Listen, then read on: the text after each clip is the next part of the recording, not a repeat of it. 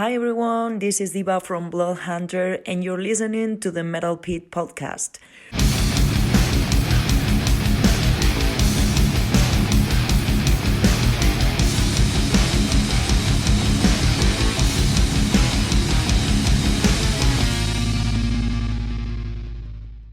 Welcome to the Metal Pit Podcast, the ultimate dive into the albums, bands, and stories that made metal what it is today. I'm your host, Blake, and together we'll explore the sounds, the legends, and the anthems that keep the metal flame alive. Don't forget to visit our website, themetalpit.org, and follow us on Facebook and Instagram at The Metal Pit. And for podcast related stuff, head to themetalpitpodcast.com, our website, and also follow Facebook and Instagram is at the Metal Pit Podcast. And you can find us on YouTube at the Metal Pit 666. And today we're going to do a death metal album today. And since I know hardly anything about death metal, I thought I better bring in somebody that knows something about it. So my guest is one of the writers on the Metal Pit. John, how are you today, John? I'm good, Blake. Hope you are as well. Yes, like last week, if anybody listened to my Anvil podcast, my voice kind of disappeared or kept going in and out. And it's still a little froggy, but it's a little better. But it doesn't matter because John's going to do the most of the talking. Because I guess I'm in my late 50s, I guess I'll say. And death metal was never something I really got into. I got into a little bit of melodic death metal, like your Arch Enemy kind of bands, but probably because female vocals or something is probably why I got into that. So I just never got into death metal. So I do have a whole bunch of information here that I got from the internet, of course, that's going to help me. But John's going to help me because he knows death metal a lot more than I do. So first, I'm just going to ask John, how did you get into death metal? Oh, we're going to do Deicide album, second album, which is called, what's it called? Sorry. Legion. Legion, sorry.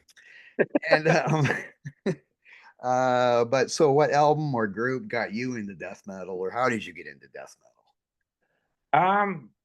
Basically, I started with thrash metal. I would say around the time I was 15, Slayer, Overkill, Nuclear Assault, bands like that. And really, it was just a desire to see things, and explore things that were heavier and darker, more aggressive. Headbangers Ball had a lot to do with it. Seeing videos for like Napalm Death had a video for Mass Appeal Madness was a big one that got my attention. At the time, that was way more extreme than anything I was listening to. So it really started off, with like a lot of guys our age, tape trading, things like that. Bands like Carcass, Obituary was a big one for me in the early 90s. I was, 16 at the time, had a friend of mine lived in the neighborhood that I was living in at the time. And where my parents still live now, actually, a guy was renting a house. He was a bit older than me. I was like 16. He was, I would say, mid 20s, and he had the Deicide self-titled debut album on an old TDK Maxell, whatever he had recorded it on. So, being a bit of the rebellious teen, and growing up in a Catholic family, uh, Deicide kind of fit the bill of sort of different emotions and crap that I was going through at the time. And now, granted, like my mom and dad weren't strict Catholic in the sense of the word, but they do, carry a lot of those ideals with them, even to this day. And just being a very anti-establishment, anti-religion type of person that I was, Deicide was obviously a big influence on me as a young metalhead at the time. Mm-hmm. And so that led me to eventually buy the second album, Legion, which we'll be discussing today on tape. I was working at a friend of mine. His father owned an archery shop in, ironically, Lords Valley, Pennsylvania. And I used some of the money that I had earned while working there on weekends to buy Legion. And it's an album that I've literally been listening to since I was 16, and I'm 48 now. So it's a big part of my life, this album. Hmm. Now, let me just say here, where was I? Okay, so for anyone who doesn't know, Deicide, American death metal band formed in Tampa, Florida originally. Formed by the drummer Steve Ashim. Sorry, I don't know how to pronounce. Steve Ashim. Is he still in the band? Yeah, he and Okay. Glenn are the only two Oh, okay. original members in the band. They've since replaced guitarists several times. Currently, Kevin and another guy named Taylor from Inhuman Condition are on guitars. Yeah, they had the Hoffman brothers early at the band was still called Carnage, I guess, and then they hired Glenn to do bass and vocals. And I guess then they changed the name to Amon, I guess, and then they changed the name to Deicide before their debut album came out. And apparently, this album is credited as the second best selling death metal album of the SoundScan era after Cannibal Corpse. I don't know which Cannibal Corpse album, it doesn't have that information for me. But so this album is sold better than the next one, Once Upon the Cross. Would you say it's better than that one, or just that this broke them out? So this probably sold better, maybe. I'd say it's far better. Oh, okay. I don't really use the term generational albums too much. I compare Legion a lot to Rust in Peace. And not because it sounds like it. So, before everybody, all the trolls jump on me and everything like that. Compare it because it's a standalone album. They've never done anything else like it. A lot like Megadeth did with Rust in Peace back in the day. They just never really recorded or wrote anything that even compared to it. So Legion to me is very much a standalone album, particularly since Deicide has had kind of a reputation over the years as being more of a meat and potatoes kind of death metal band, which isn't necessarily a bad thing. You always know what you're going to get with them. But this album is so much more tight. It seems a lot more technical than anything that they've ever done. The syncopation between the guitars and the drums, it's so tight. Everything's very focused. Everything's very cohesive. It, it's it really is different than anything else in their discography, and it's my favorite of theirs personally. And apparently, it says the album is a favorite of fans like you, but I guess "Dead but Dreaming" is the only song that still remains in the live set regularly, anyway, according to this. And let's see, it says when the Hoffman brothers quit the band, Eric, I guess they were both guitarists, right? Stated that Yes. one of the reasons was that Glenn refused to play longer sets. And maybe that's because it's hard on his voice. I don't know anything about it. I just know that sounds like it'd be hard on your voice. And he was unable to perform the technical bass guitar riffing required for Legion's material. So maybe that's another reason they don't play some of the songs live, because he doesn't want to do it. But again, I don't know enough about the band to really comment on that, despite what I'm seeing on Wikipedia. It really depends on who you ask about why the Hoffmans left the band. They have their side of the story. Glenn has his account. I do know that it was not an amicable split. There's still a lot of animosity, to my understanding, between both parties. Uh, and talking to a lot of the fans of the band. Now, I've only seen them live once, but I do know quite a few people that have actually met Glenn and speak very highly of him.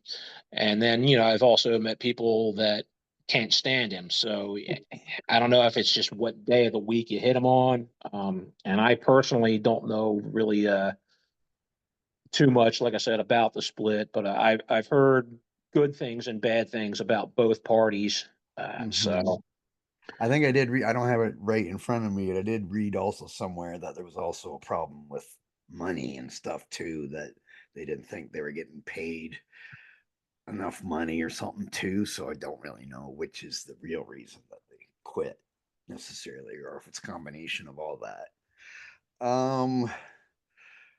Oh, where is this? Oh, let's see. I did read that Glenn Benton believes the album was ahead of its time, which is kind of some of the things that you said. And then that's the album High Tempos caught everybody off guard.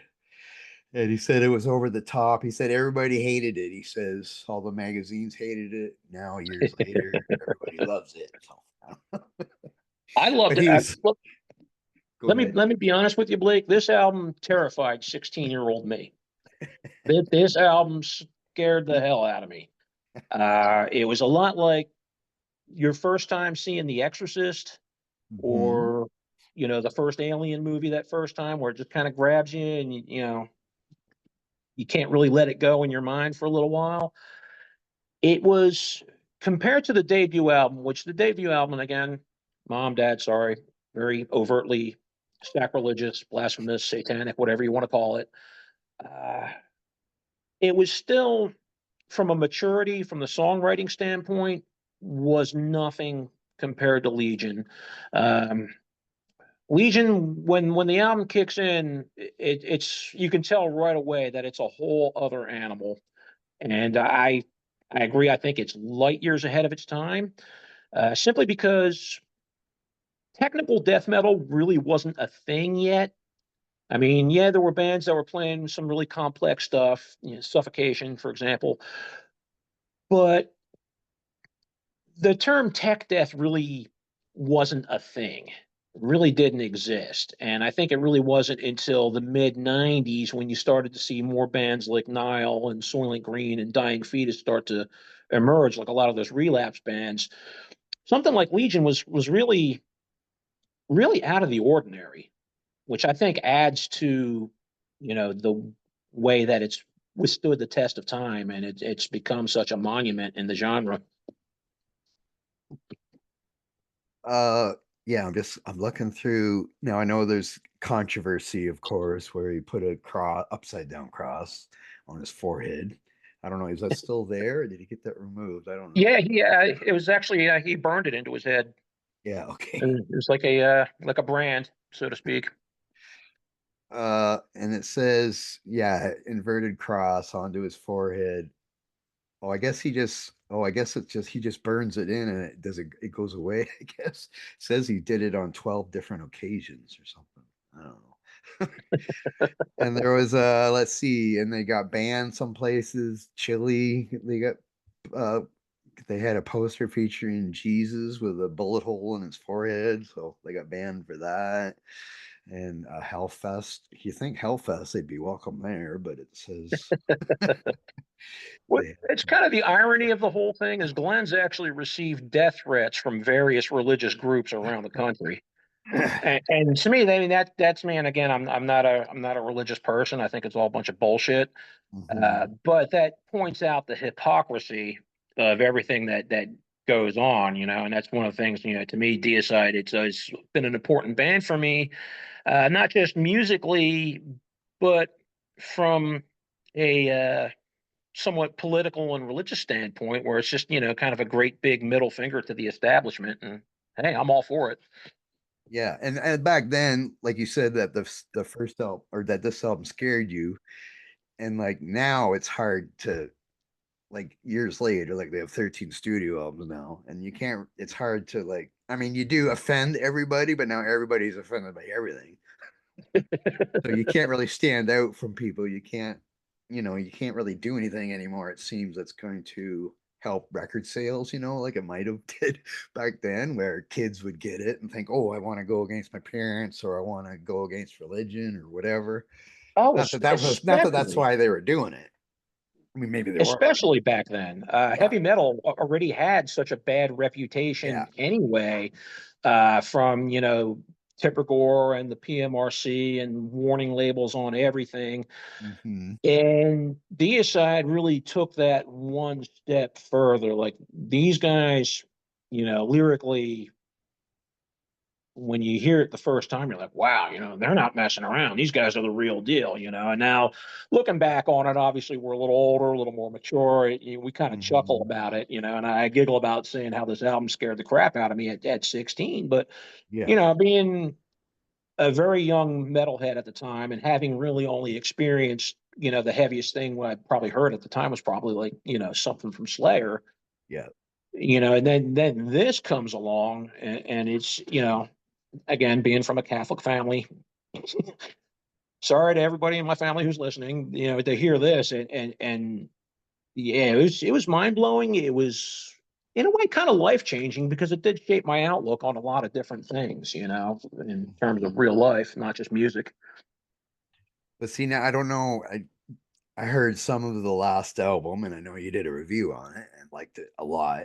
But are the lyrics still all about Christianity or Satan or whatever? Do they still stick with that? Or Yeah, very much so. I think there was only really one album, from Death uh, Till Death Do Us Part, which I had heard was really all about Glenn's divorce.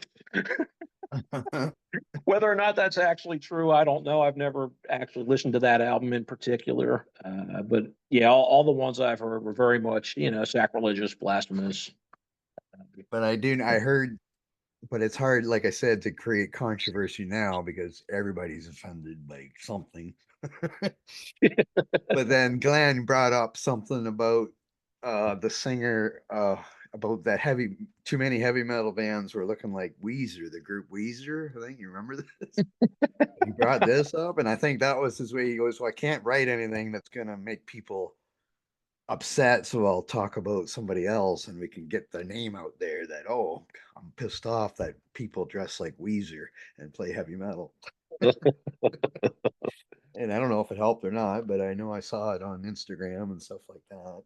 And then people were making jokes about it and putting uh, Weezer clothes on Glenn Benton probably and stuff like that with your AI, your Photoshop or whatever. Anyway, okay. And I will say, in 1992, which would be this. This is the album. So I don't know if it's this tour, I guess, but in Stockholm, Sweden, during a concert, there was a bomb on stage, and the bomb went off and blew some door off its hinges, and the police stopped the show after like 3 songs or something like that. And they believe it was animal rights activists who did that or something. Because they used to, I guess, he used to throw rotten meat into the crowd or something, or animal The, meat. sto- the Pardon? story I'd read about the animal rights group was, a bunch of reporters had come down to his home in Florida to interview Glenn. And at the time, he had squirrels had gotten into his attic, and he had killed all of them, and there was one left. And at the time the reporters were trying to give this interview, he tells them, "Hold on a minute," goes into his house, comes out back out with a 22 and shoots the last squirrel as it's coming out. And the reason he wanted to board it up so they couldn't get back in there again. Well, apparently that had that story got out that he was shooting squirrels, and yeah, the animal rights groups were after him for a while. Probably still are. I don't even know, but yeah, the man's got a probably an entire lifetime of crazy stories like that.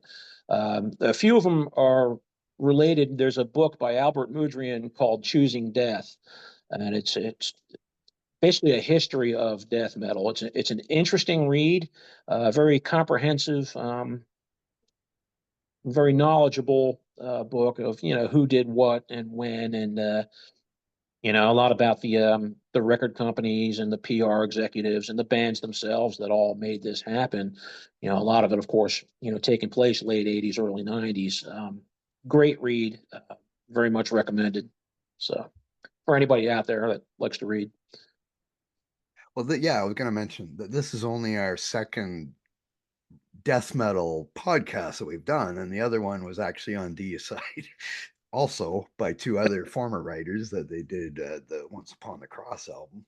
So, and like I said, I probably it's only our second because I wasn't on that episode because I don't know anything about them, but I'm here to lead John on his journey of getting people to listen to this album if they haven't heard it yet, or this group, or death metal for that matter.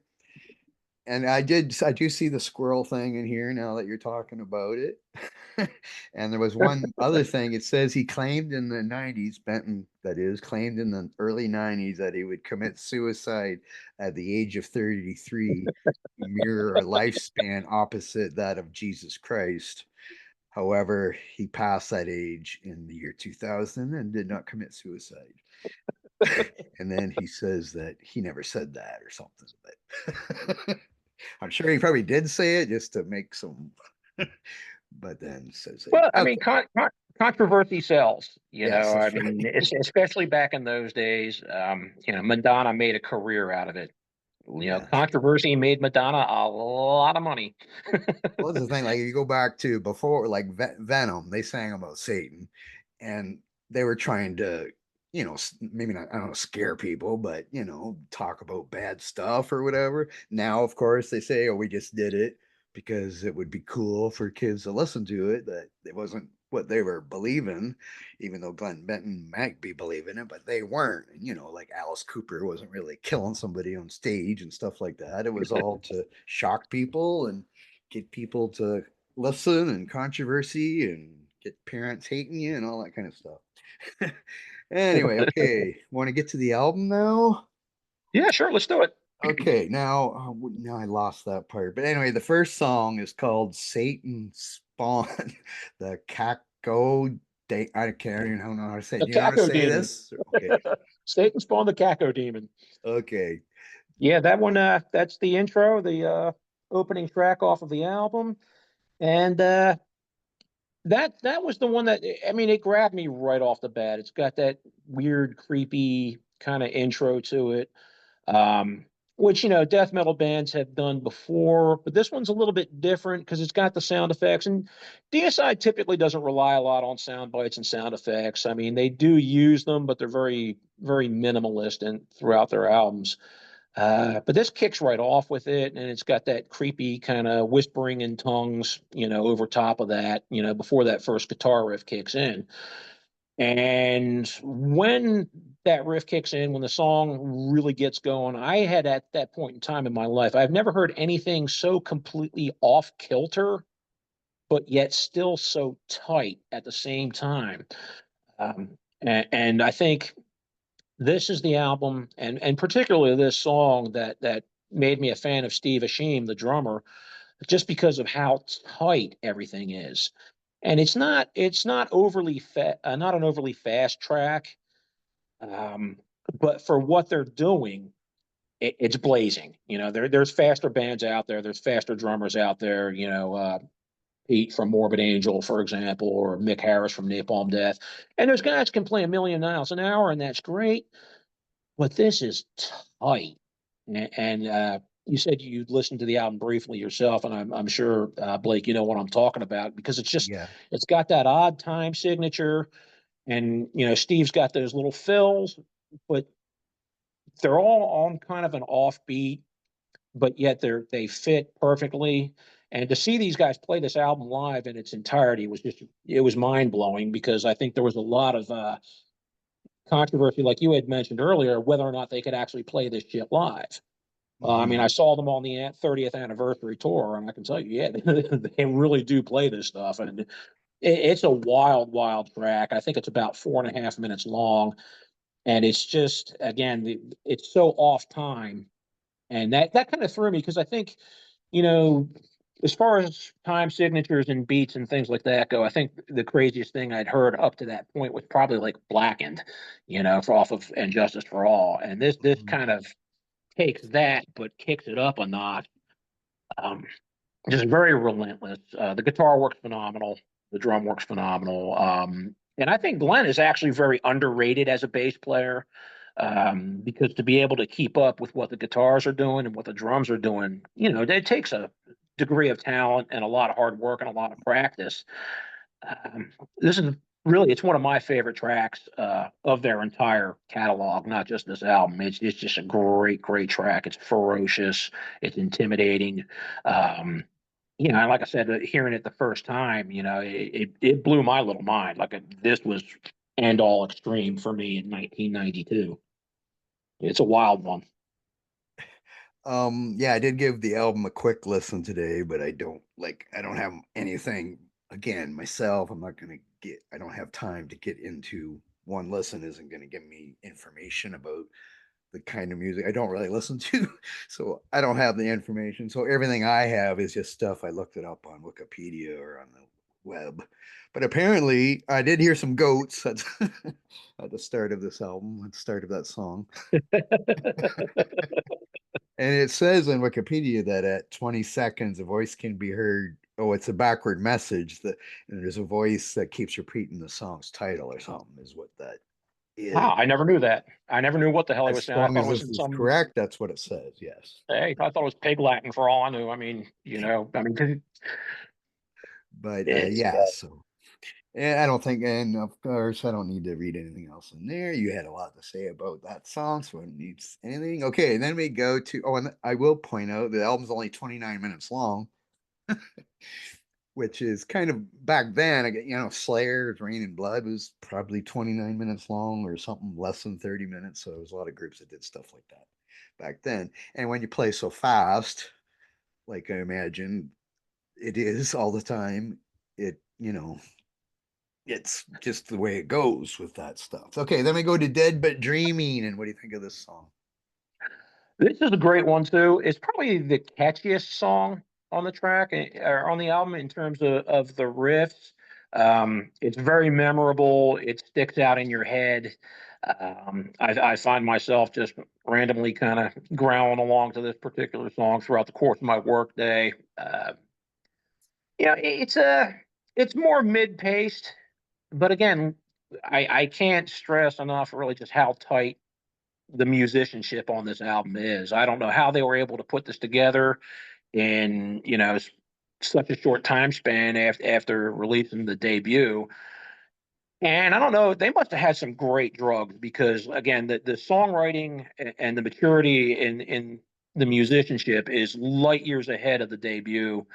Um, but yeah, this is another great song. I mean, of course, I'm going to gush about the whole album because again, I've played. I was just playing this album yesterday when I was putting on my Christmas decorations, actually, which is ironic and hilarious at the same time. But that's the kind of freak I am. So sorry, not Well, sorry. well, like again, I didn't get into death metal. I think every time I heard vocals like this, I probably stopped listening to stuff when I heard it because I thought, "Nah, I don't like this." But as I listened to this album and I listened to their latest one a little bit, I was kind of surprised by because I didn't really know they did much with guitar solos or not, or the little licks, but you hear them in the first song and this song too. When I listened to it, the quick little licks that the guitarist would do, and I didn't really expect to hear that. And I don't know if The all death Hoffmans, metal bands are like that or if it's more. no, no, to each his own. There's actually a wide, diverse group Mhm. um, when it comes to the musicianship. Some bands again, like Obituary, they're a little swampy, a little Sabbathy, in Mhm. terms of their sound. Bolt Thrower is very much a groove oriented band. Um, but at the time that Legion was recorded and written, nobody else had really done anything like this. This was almost completely new territory. The Hoffman brothers were just badass as guitarists. I mean, Mhm. their little leads and everything that they put in. Again, Steve with the fills, with the drum work. And another thing it was kind of interesting was the multi-tracking on Glenn's vocals, where they would do a lot where he would do the high screams on top of the lower growls, which again kind of creeped me out because at the time of 16, it sounded like he was really possessed, but again, that's something that they were doing that nobody else had done or thought to do. So just how groundbreaking this album really is, I think really can't be stated enough. Well, I did read it says that unlike their first album, there was no pitch. Okay, I don't know much about. I have a guitar. That's about all I really know is I have a guitar that I play sometimes. So I know nothing about the vocals and things like that. But it said no pitch shifters or harmonizers were used on his vocals. However, delay, reverb, and multi-tracking were among the studio manipulations for the vocal effects on this album, which is some of the stuff you just mentioned there. So I just thought I'd mention that. Okay, then we go to Repent to Die. This must be a ballad, is it? What? No, again, it's very much a mid tempo death metal. It's again, it much like the previous track. It's very catchy. Um, it's got a certain chorus to it.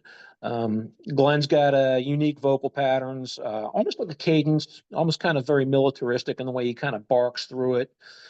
Um, Not really one of my favorite songs off the album, but it's not bad by any stretch of the imagination. It's a very enjoyable listen, but it doesn't quite stand out to me as much as some of the other tracks. But again, the whole album's so good. There really is no filler on it. Mhm. Um, it's solid. It's rock solid. It's a B plus on this track. And I guess the lyrics are a scathing critique of religious repentance, which maybe most of their songs are kind of like Eh, that too. Yeah, 99.666%. But yeah, some of the notes I do have is about the complex guitar work and how that's unpredictable tempo changes in the song, which is kind of a thing that you've kind of mentioned too, where they not just it's not just all 100% or No, 100. it really comes out on this album. The technicality of it with the tempo changes, um, and just like I said, the syncopation. Easy for first day with the new lips. I got to get them recalibrated. The syncopation between the guitars and the drums and the bass, it's phenomenally tight. And I really wouldn't have believed, they could play this stuff live if I hadn't have seen it myself.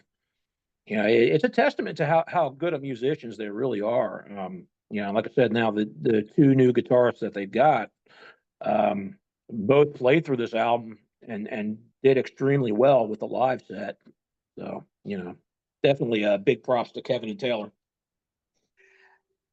And the next track, I have it written here. It says it explores anti-Christian themes. Well, I think that's again could be every song almost.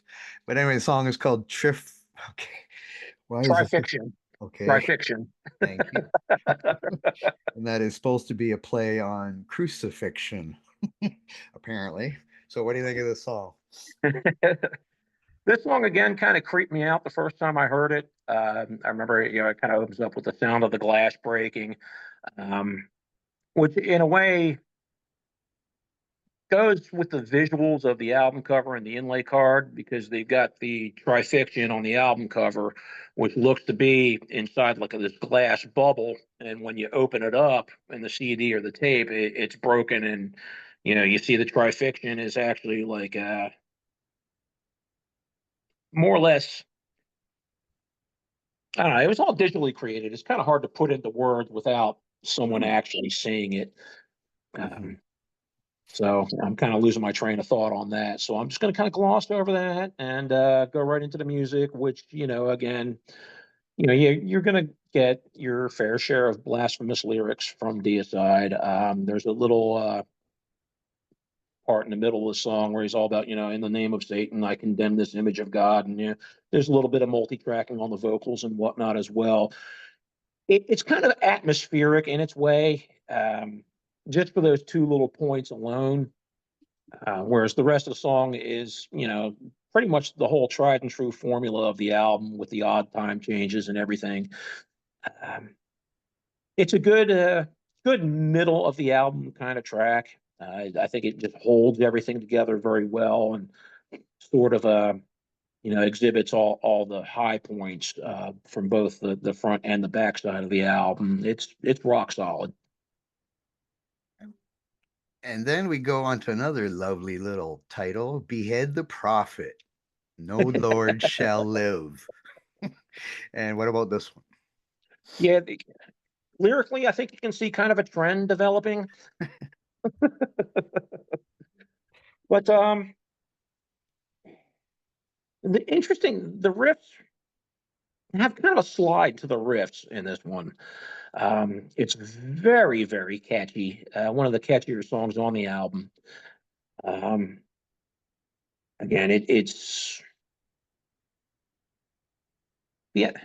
it's kind of hard to go through these song by song for me because the album is very consistent with what they do the whole way through. So I feel like I'd be repeating myself, Yes. 8 times throughout the course of the album. So I definitely I apologize for that. So it's going to be a little No, hard for me to switch up my words there. that's okay. Because I mean, for people that don't like this music, they're going to say, "Oh, every song sounds the same," and not that it does, because it doesn't. But it is hard to, I do know about the time changes and the, little licks Well, here and there's there, and the drum blast beats and stuff. So sometimes it is hard to come up with something new to say about it. But it doesn't mean it's anything wrong with it. Yeah, and not saying that the songs are all the same, but there is a formula Yeah. that they use, and have really used exclusively just on this album. Uh, Yeah. with the technical guitar work and the drum work, etc. So But I yeah, I mean, mean, every band has albums that people are gonna if they're not a fan of it, they're gonna say that, right? Like Slayer's Rain and Blood. I mean, every song sounds the same, kind of, to people that aren't gonna like it, but they're not if you really dig into it, right? So right, and it would sound very silly for me to sit here and say about the subtle nuances of a yeah, Deicide album, yeah, but I think people that have picked up an instrument and really follow music, because I mean that's what death metal is really all about, is about making music, would understand more of what they're trying to do as a band on this album than I can really put into words. And again, I kind of apologize because I feel like I'm at a loss here. It's not like I don't know the album because I've been listening to it my whole life. Um, but no, again, you no, I'm sorry, it's go ahead. yeah. There's no need to apologize for that. Okay, then we get to Holy Deception. Geez, I'm just looking. There's what, three more? Something. Okay, okay, It's Holy. Yeah, go ahead. Holy Deception is actually one of my favorites on the album. The riffs are very crunchy and very catchy. And I'd say they're probably maybe a little less complex than what's on the album. But I think that kind of works here because it makes this song as a whole a little more memorable for someone who is not as familiar with the band or the album. Uh, Hmm. Again, you're going to have your lyrical themes are basically the same. Yeah. It's tight though. It's memorable. Um, it's a standout on the second side for me, and again, just because it is a little bit catchier than what the rest of the album is in parts. So yeah, it's one that I like. It's one I enjoy, but I like the whole album. So Now, are you understanding the lyrics, or if you play it over and over again, are you starting to understand the lyrics, or do you need to see the lyrics to see what he's saying most of the time, or how is that? Originally, first few times hearing the album, yeah, I would have to read the lyrics. Mhm, Of course, over time, um, yeah, I can pick them out a lot better mhm, um, than I would initially. But it's kind of crazy because looking back on it, lyrically and vocally, this album's a lot more clear and a lot more comprehensive than a lot of death metal out there and a lot of bands that I've heard over the years. I mean, I listened to a band like Mortician, and I love Mortician, mhm. but I couldn't tell you word one of anything that Will snarl on about throughout any album. Not word one, because it's recorded so low, and he's mic'd a certain way, and it's indecipherable. But yeah, there are bands, Cannibal Corpse, Deicide, Immolation, that their vocals are actually a lot more clear than Mhm. other bands out there. Okay, because I know that is my problem, because I don't mind the music, like, 'cause in some ways, like, I mean, it's like, you mentioned Slayer, and I think I read that somewhere too, where it's like Slayer but more extreme than Slayer or whatever. So the music I can handle. It's just I'm not into the vocals as much in some of this stuff, so that's why I never really got into it. And Well, again, and I think probably that a is huge thing too. 99% of the people that don't like death metal. That is always their first gripe. The first gripe is always oh, well, you can't understand anything that, that they're saying. And then their next gripe is, ironically, all they sing about is death and Satan and killing. And I'm like, you just said you couldn't understand the lyrics. Well, that's the funny thing. I mean, if you go, even you go back to like Iron Maiden, people used to say that, or you can't understand what he's saying. Well, I think, well, you can. You just got to listen. But then he said, well, you should try to listen to this. Can you understand what he's saying or what they're saying or whatever? But And in the case of my own beloved Catholic family, I'm sure they wouldn't want to know what Glenn's snarling about. So, I mean, that works out in my favor. yeah, but it is funny because there's religious groups that don't like them, but yeah, how can they understand what he's saying unless they're getting out the album and reading the lyrics so they can see what he's saying and then go, oh, that's bad. You shouldn't be saying that. Yeah, but I mean, if you go back throughout the history of rock and roll, there's bands, Jethro Tull, and Mhm. I'll use Cross-Eyed Mary for example. Cross-Eyed Mary is a dark song lyrically. Okay, um, so you can't just pin it on death metal bands that they're singing about all this stuff that they shouldn't be singing about. But I mean, it's going on throughout the history of rock and roll. Rock and roll has always been in all of its genres and subgenres has always been a very rebellious form of music, and they've broached a lot of dark, creepy subject matter. I mean, you look a lot of Pink Floyd with The Wall. It's not exactly rainbows and roses. I mean, these guys wrote a lot of dark stuff.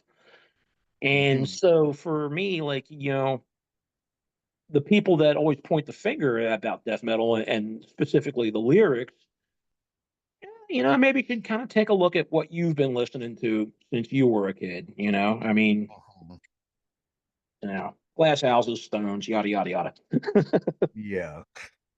It's funny. I was watching a little documentary on hair metal, and they were talking about Motley Crue and how religious groups hated them because of the Shout at the Devil album. And I'm thinking that was nothing when you compare it to some of this other stuff. It's just you could tell what Vince Neil was saying, but I mean, they weren't saying anything really bad except the devil's the words in there. But I mean, it's not like they were anything like this music lyric wise. So it's just funny with all that going on. Okay, then we get to In Hell I Burn, another pleasant little title song. This one is a lot of people I know, a lot of friends of mine that like Deicide, that like this album specifically. This is their favorite track off the album.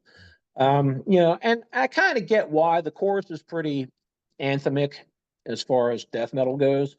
And again, it's one that musically it sticks out in your head. The riff is really, really ferocious, really, really tight. Um, so like I can see their point why it's their favorite. It's not mine, but it is really damn good. And it's good for pissing people off when you feel like randomly spouting lyrics and worrying your coworkers and stuff like that. Not that I would ever attempt such a thing. Um, but yeah, it's memorable. It is. The chorus is definitely an anthem, um, which kind of sets it apart from the rest of the tracks on this album. Again, the guitar work, the riffs are stellar. The drum work is stellar. I can't say enough good things about these guys as musicians, and everything's just so very cohesive. Mhm. And yeah, and it's this is one of the prime examples, I guess, of their mastery of death metal is something I had read. And then they end with the closing track calls for the dismantling of religious authority. Sorry, is that Revocate the agitator. revocate the agitator? Revocate the agitator. Um, or as a good buddy of mine, James Lee, a former vocalist from Origin. Shout out to James. He likes to call it masturbate the alligator, but to each his own. That's actually one of my favorite songs of their entire catalog. It is probably the fastest song on the album. but it doesn't lose that cohesiveness. It doesn't lose that tightness. It's just very focused, very intense. Was a real joy seeing them play it live, as it was the whole album. For me, again, I love this album. It's again, with it being such a short album, to close it out with, ironically, the shortest song on the album, I guess really kind of fits. But it's absolutely ferocious.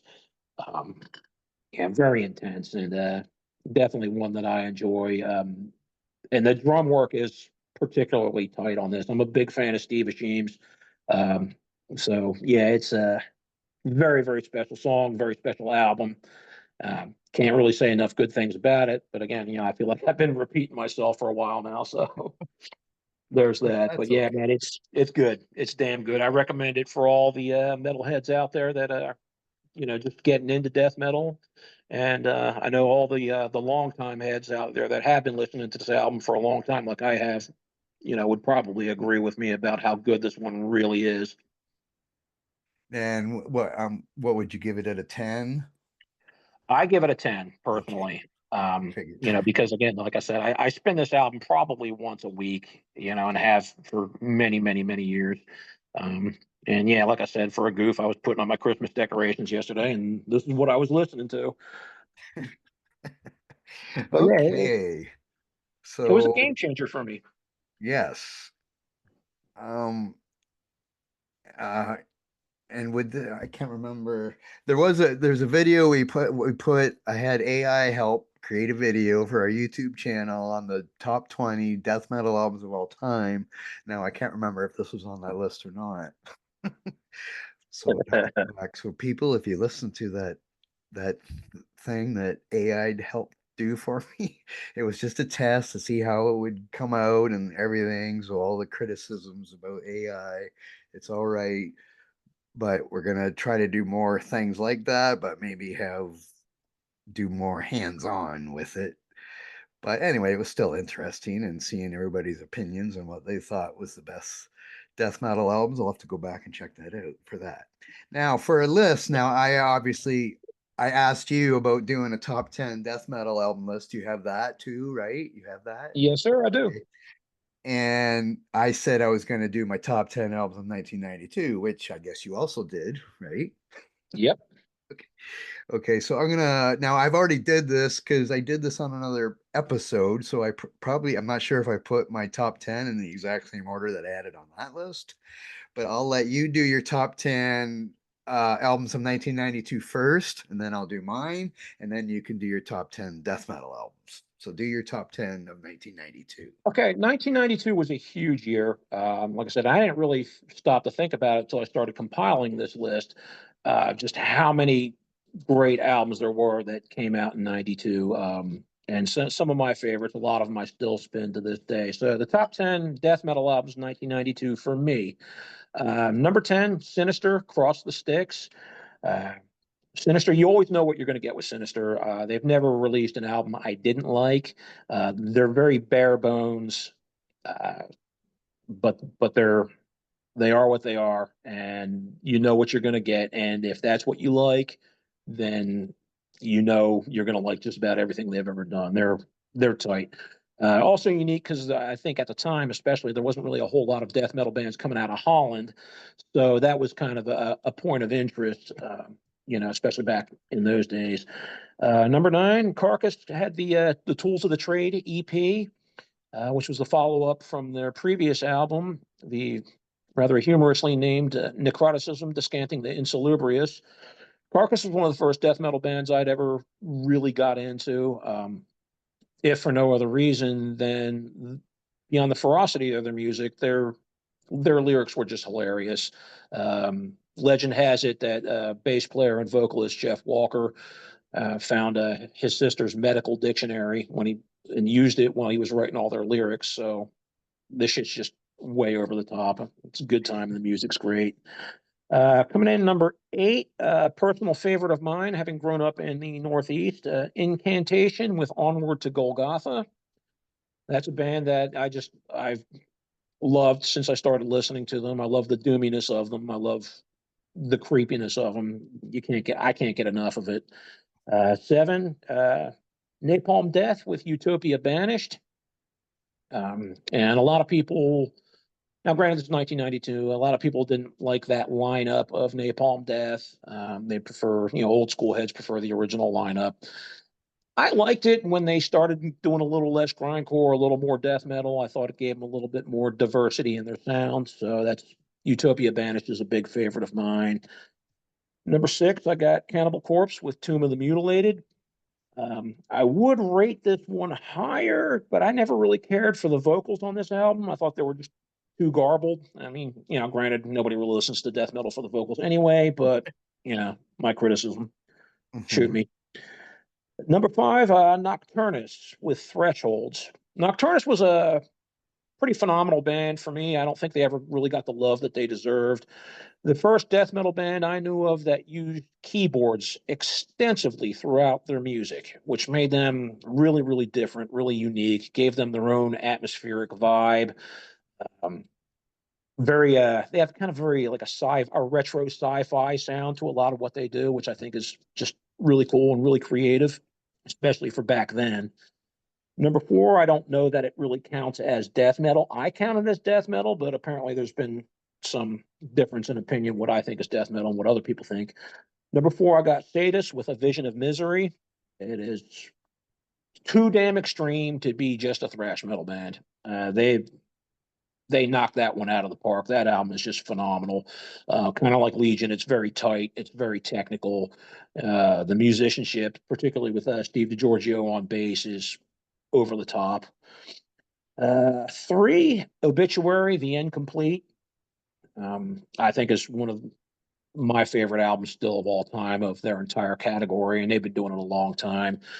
They, I think, really miss Alan West on guitar and as a songwriter. And I know, Alan's had his problems over the years, whatever. I'm not going to get into all that. But there was a certain dynamic to their songwriting, a certain groove that they've been missing, ever since they parted ways. But that's a whole other story for another day. Number 2, and again, and one that I spin regularly here at the house, Bolt Thrower, The Fourth Crusade. That's one I fell in love with from the opening riff. It's one of the heaviest riffs I think ever recorded. The whole album is just a wonderful, wonderful mix of groove and grind. And if I could be in a death metal band myself, I would want it to be just like that. Definitely one of my favorites, have been most of my life. And finally, coming in number 1, Legion, I think was album of the year 1992. It's one that I love and still spin the hell out of today. And I think everybody should. I recommend it for everybody. I forgot. You mentioned it a couple times during the talk about seeing them live. Did you want to say anything else about seeing them live? Yeah, it was my first time seeing them was for the 30th anniversary tour for the Legion album. Again, because it was such a favorite album of mine, it was my one chance to go see them live, perform the album in its entirety. Great show. Opening act, Inhuman Condition, was phenomenal. Cataclysm was the second band, and I'm not really a big Cataclysm fan, but they played great. They had a lot of great energy, really knew how to work the crowd. And Deicide did essentially what was almost 2 sets. They performed Legion in its entirety, which was just awesome for me. And then they played a set of, more or less Deicide's greatest hits, for lack of a better term. Went down to the show with a buddy of mine from work, Thomas Anderson. Shout outs to Thomas. And Glenn threw him a pick. And Thomas knew what a big deal this was to me and actually ended up giving me the pick after the show, which I thought was just fucking awesome. So, yes, yeah, cool. Shout outs to my little buddy Thomas. Well, I hope he's listening. You better tell him to listen now. Listen. Okay, and so those are your top 10 death metal albums of 92. Yes. Right? Okay. Now, did you make another list or was that it? I did not, but I could come up with one off the top. No, you don't have. No, I was confused. I was confused, thinking that you made whatever. So I'm gonna read off my top 10 albums of 92. No death metal albums on my list, but you can comment to see if you like any of these. I'm sure there's a couple in here that you like. But I might have did this before, so I'm just kind of gonna go quick. But my number 10 is Testaments, The Ritual. Even Oh though yeah. it's I like a lot of other Testament albums better than that one, but still I like that album. My number 9 is Ugly Kid Joe. You must be a fan of Ugly Kid Joe. Everything about America's you. America's Least Wanted album. Yep. I always like Ugly Kid Joe. I like the guy's vocals there, Whitfield Crane. And they're always Yeah. stupid and funny and lyrics and stuff. But And that's what number made them 8, great. pardon? But that's what made them great was they Yeah. always had that tongue-in-cheek sense of humor. I mean, everything about you was a. I remember seeing the video for it on MTV and just laughing my ass off. So yeah, Yeah, I still listen to them regularly because even their ballads are good and funny. And Mr. Record Man, they had one, and they had the record company guy was drunk and stuff and things on it. They're always they had an album out 2 years ago, I think, and it was still pretty good too.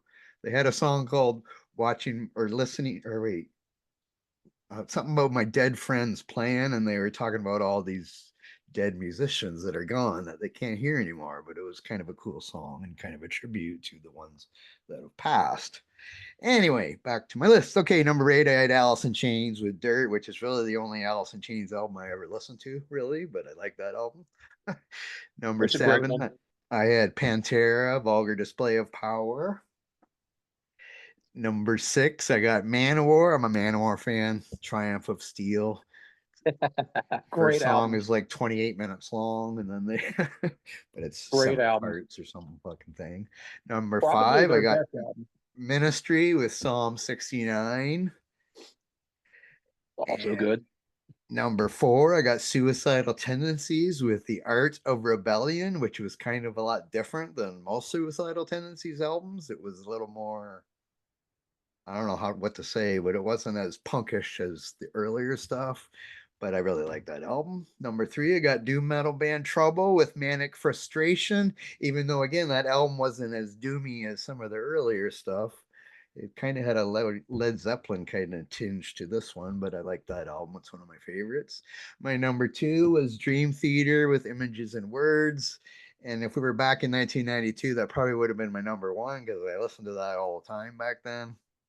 But as I got older and whatever, my favorite album from 1992 is the one that I did the other podcast on. And that was Faith No More, Angel Dust, because Faith No More is like my favorite band ever, I think. It's kind of funny, actually. Out of all those albums you mentioned, the only one I'm not familiar with is the Trouble album. Oh, All the is other it? ones I know and I've listened to multiple times. Oh, well, That but you that like Ministry Trouble, album. right? You know Trouble, right? You like Oh them, I yeah, yeah. think. You better check I'm that just album out, right? Because yeah, I yeah. like that album. I mean, I like them all. I like all the Trouble albums, but yeah, that was a little different than the earlier ones. But yeah, and Faith No More, you can't really say that they have songs that sound the same because they're all over the place with their songs and goofiness and all that stuff. Okay, so Yeah, anyway, but that's a there was list. If you're listening, you want to give a list, you can email it. I forgot to get my email out.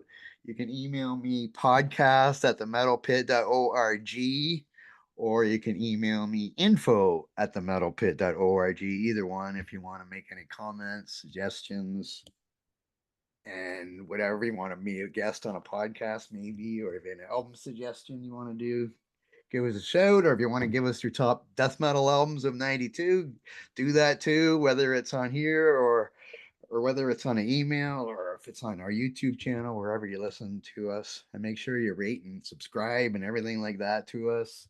And thanks, John. Want have any closing comments on Deicide for anybody? no. I think pretty much anybody that's going to listen to this is already familiar with the album. Already knows the band. Just my opinions on what is my favorite album of theirs and one that I've been listening to.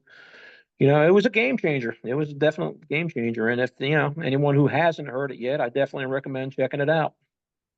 Okay, and I'm sure we'll do, even though I'm not into death metal, I'm sure we'll do some more death metal albums in the future, as you're like our death metal expert, I think, here at the Metal Pit. I'm not an expert, just a fan. Okay, thanks for joining me, and thanks everybody for listening. We will listen, you'll hear us again next week. Goodbye. Thank you for having me.